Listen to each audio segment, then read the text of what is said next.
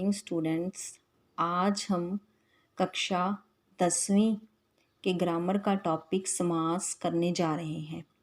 First video में हम इसके 3 टाइप्स के बारे में पढ़ चुके हैं। आज थोड़ा आगे जानेंगे। समास क्या है?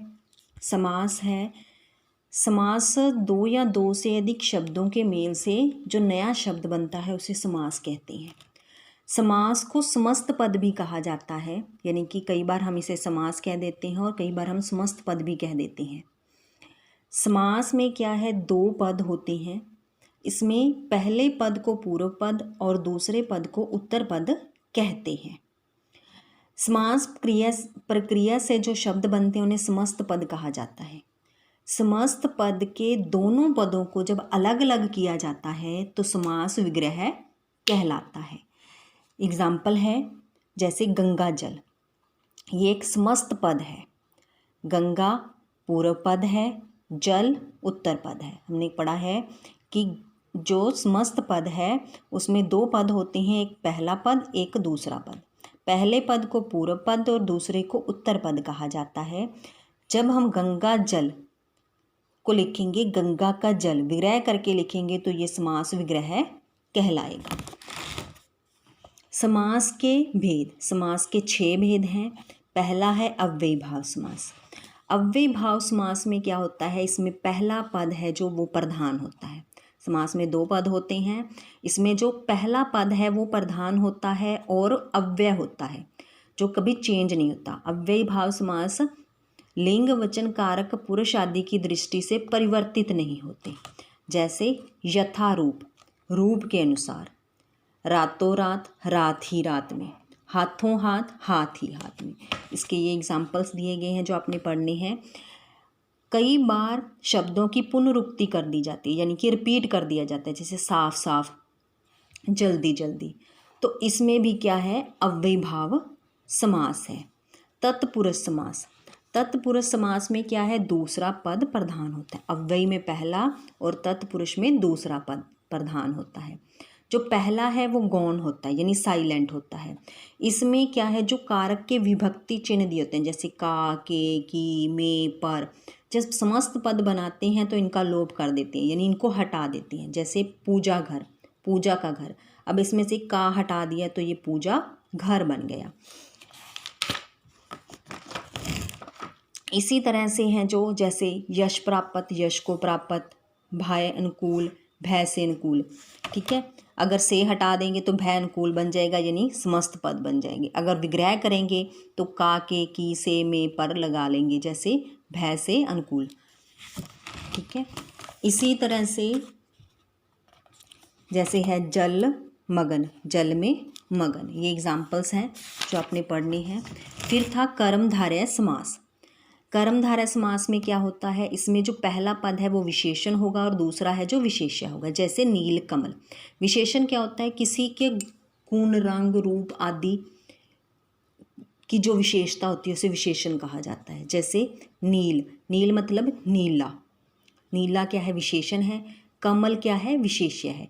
जिसकी विशेषता बताई जाती होती है वो विशेष्य होता है। जैसे नील कमल, कमल नीला है तो यहाँ कमल की विशेषता है नीला होना, तो कमल विशेष्य हुआ, नीला क्या हो गया, विशेषण हो गया।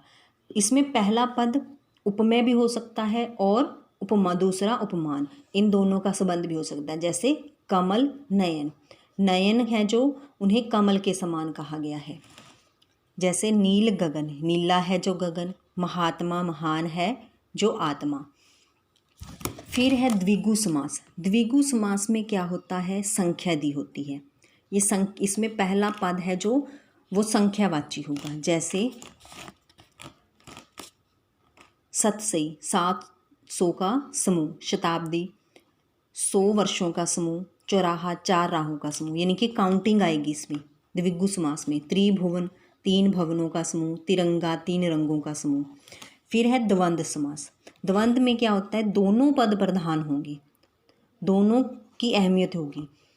ठीक है, उसे द्वंद्व समास कहते हैं। जैसे गुरु शिष्य, गुरु और शिष्य, इसमें और या तथा लगा होगा, दोनों प्रधान होंगे, मेन होंगे, दोनों में और या तथा लगा होगा। जैसे दाल भात, दाल और भात। फिर है बहुव्रीहि समास। जिस समास के दोनों पद मिलकर किसी तीसरे की ओर संकेत करेंगे उसे बहुव्रीहि समास कहेंगे।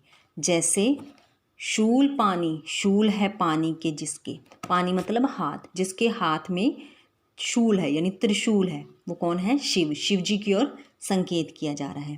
त्रिलोचन, तीन है लोचन जिसके, त्रि दिया हुआ है यानी तीन, काउंटिंग यहाँ भी है लेकिन यहाँ क्या है, किसी तीसरे की ओर इशारा किया जा सकता है जिसके तीन लोचन हैं, वो कौन थे? शिव जी। विषधर, विष को धारण किया है जिसने, यानी कि जिसने विष का पान किया था, वो कौन है? शिव जी। तीसरे की ओर संकेत किया जा रहा है। जैसे पीताम्बर, पीत है अंबर जिसके, यानी कि जिसके पीले रंग के वस्त्र हैं, विष्णु जी हैं। ठीक है। दिगंबर, दिशाएं हैं वस्त्र जिसके, ठीक है, उन्हें दिगंबर कहा जाता है। तो ये किसी तीसरे की ओर संकेत करेंगी, वहाँ होता है बहुव्रीहि समास। हमें पेपर में किस तरह से पूछा जा सकता है, जैसे कि ये दिया हुआ है, धनहीन शब्द में कौन सा समास है? कौन सा समास है? धनहीन, जिसके पास धन नहीं है, जहाँ धन से हीन है जो, ठीक है, तो कौन सा समास बन गया ये? कर्मधारय। नील गगन, नीला गगन। तो इस तरह से हमें पहचान करनी होगी कि शब्द में कौन सा समास है।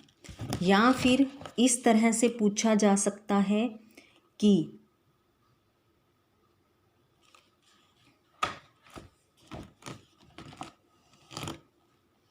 समास विग्रह करके बताइए, जैसे बेरोजगार, ठीक है, और समास का नाम बताइए।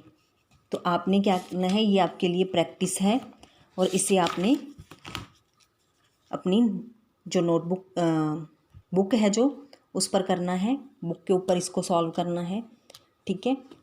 ये आपका होमवर्क है। आशा है कि पाठ आपको समझ आ गया होगा। धन्यवाद।